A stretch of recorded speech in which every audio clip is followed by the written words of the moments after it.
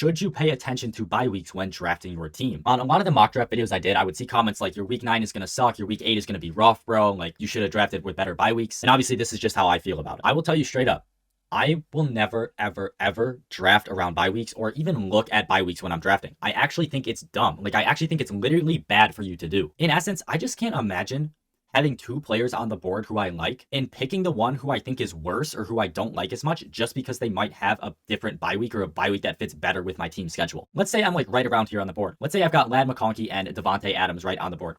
I will tell you, I am not a fan of Davante Adams this year. I fade him in every single draft, and I like a guy like Ladd McConkey. Now, they're 26 and 27. But let's say Ladd McConkey has a week 9 bye week, and my starting running backs also have week 9 bye weeks or whatever. I have 2 other guys with the week 9 bye week. I still can't imagine passing up on a player like Ladd McConkey, who I think will be very, very good this year, to take a player like Davante Adams, who I think will be significantly worse just because he has a different bye week. Would I rather have potentially 1 bad week of the entire season, then anticipate I can still win every other week because I really like my team?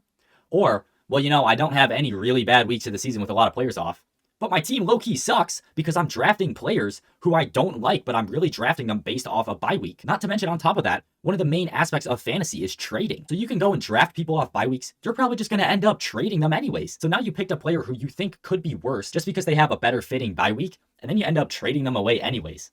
I would rather have 1 bad week and have a team I'm really confident in and think I can roll the rest of the season versus, at least I don't have a lot of players with the same bye weeks, but I just think my team sucks. So I just don't understand looking at bye weeks when you're drafting. Like, if you think a player is good and you are high on a player, pick them up. Simply just pick them up. And I think there is one time where bye weeks are important. I think bye weeks actually play an important factor. If we're halfway through the season, you're really not doing well. Let's say we're halfway through the season, you're in last place, or we're 3/4 into the way into the season, actually more than likely, and you're in last place. You're in a must-win situation. That's when you should look and make sure you don't have a bunch of players with the same bye week, because you need to win out. You essentially need to win out. You don't want to have a week where you're guaranteed to basically lose due to bad bye week. That is when you should worry about bye week. But if I draft what I think to be the best team possible, I don't care about potentially losing 1 game to have my dream team. So during the draft in the preseason, I just can't imagine passing up on a guy I like to take a worse player because they have a better bye week. I only think it matters when we're 3/4 of the way into the year, you're in a must-win situation. That's when I think, okay, yeah, you should pay closer attention to bye weeks. I know there are a lot of people out there who do pay close attention to bye weeks. I'm just against the strategy, but I totally get where you guys are coming from. But I am curious to hear if you guys agree with me, if you think my take is bad. Obviously, I'm open to any criticism. Also, shout out to anyone who's been sending their teams in the Discord. We've been in here looking at every single one, rating the teams. We got other people giving their takes on them, giving advice. We got an advice page, people asking about trade advice, all sorts of things. We got polls in here like draft or pass, Ash and Genty in round 1, so we can see kind of what people think or feel about certain players. That's all in the Discord, guys. That's a top link in my bio. So if you do want to send your team, ask for trade advice, anything like that, I recommend you hop in here. But I just wanted to post this because I thought it was an interesting debate, and I hope you guys have a great day.